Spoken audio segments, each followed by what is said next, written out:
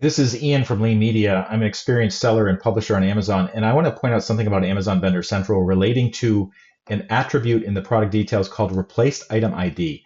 I've seen this particular attribute, let me blow it up a little bit, really screw up a lot of people who think that this is something related to like bundling items or connecting a ebook to a different version of it that's hardcover or something like that, or variations of the same product. Do not do this. Replace item ID. If you hover over it, it says, if this item is a replacement for another item, provide the ID type and value for the item being replaced.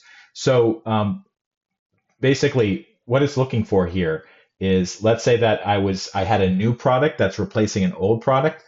For the old product, I would put the data here. So let's say it was a UPC code. I'd type that in, and then I put in the UPC code. Or if it was an ASIN, I'd have ASIN here, and then I'd paste in the ASIN of the old product, not the new product, not the bundled product, not the different variation of the product.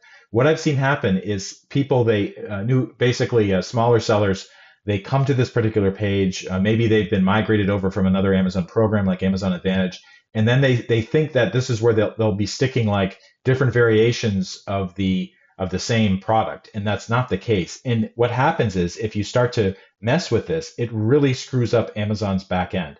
Now, I don't want to blame sellers here or vendors here for making this mistake. This is actually, I think, Amazon's mistake for not really having good communication about what this is for, and also putting it so prominently on top of this page. But it really can screw you up if you don't do it right. So be very, very careful. Use these tool tips. You basically just hover your mouse over them to see what it's for. If you're not sure what it's for and it's not required, don't fill it in. Just leave it blank. And also remember that the text that they stick here, like part number RIV0001, that is placeholder text, like a suggestion of what should be there. It's not going to be included in your entry when you press submit.